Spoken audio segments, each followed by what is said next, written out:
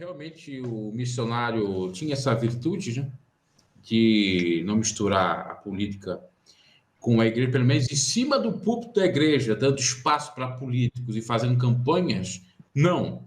Mas nos bastidores a gente sabe que ele tinha algum envolvimento político. Tinha Eu até um nesse partido ponto, específico.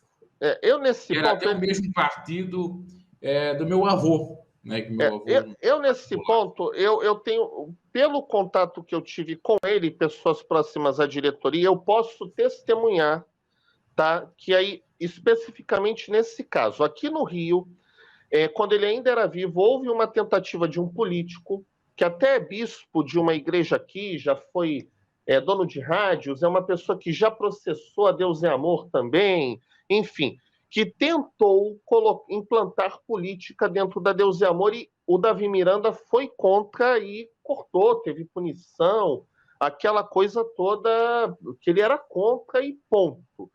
Ouvi alguns boatos, mas todas as pessoas que eu conheci que eram muito próximas a ele, até íntimas dele, não me confirmaram. Então, nesse ponto, eu acredito piamente que ele mantinha, mesmo nos bastidores, a mesma posição. Até porque pessoas íntimas dele me falavam isso. Tá? O irmão pode ter ouvido diferente, não estou lhe desmentindo, mas falo com base no meu convívio com membros da diretoria e amigos particulares dele.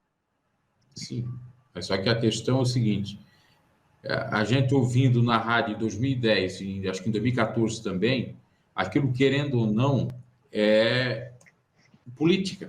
Você dizer não vote no vermelhinho, que tem que votar no outro. Então, teoricamente, ele achava os tucanos o correto, que eram os tucanos na época que estavam concorrendo com o PT. Uhum. Né? Então, é nesse sentido aí. Referente ao... E também aquele Jarbas de Alencar, que foi falar com ele, envolvido com política, entendeu? E ele cedeu, tirou foto com ele. Aí tem a questão religiosa e também política por trás. Eu creio que ele não tinha afinidade com os políticos, literalmente. E, claro, não deixou os políticos em cima do púlpito, tá certo. Mas provavelmente no seu partido ou o seu político de estimação. Não, ele sempre disse que tinha o candidato dele, inclusive em particular, mas ele não falava em quem ele ia votar.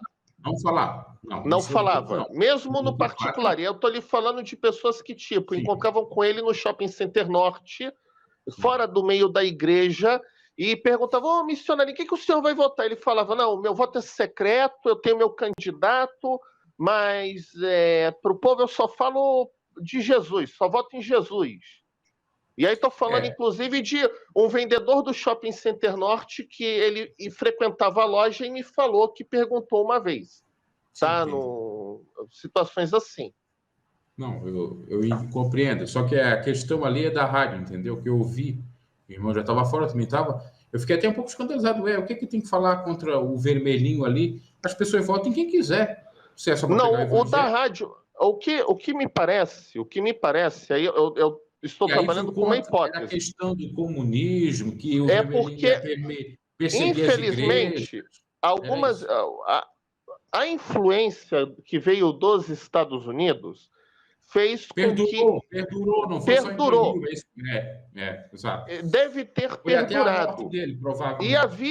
E havia uma questão também, né? Fazer uma média porque querem visto residente, green card, essas coisas assim. Sim. Isso pode ter acontecido, não estou afirmando. Tá? E havia, até por falta de leitura, e aí me perdoem, no meio da Deus e Amor, o índice de leitura da membresia em geral é pequeno. O Davi Miranda, ele lia muito Bíblias de estudo.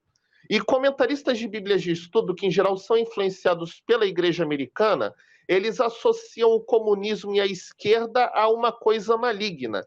Então, há uma tendência, não é porque atacasse o PT, é porque ele achava que a esquerda era do diabo. E não tem nada a ver você ser de esquerda ou de direita, porque a forma de governo terreno, se respeitar a liberdade de pensamento e de crença, não tem nada a ver com a questão espiritual.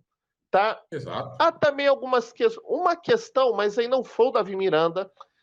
Eu já ouvi essa história, não posso confirmar, de um problema em uma rádio que trataram um político para resolver, mas aí ele ganhou uma consultoria, né? Não foi voto.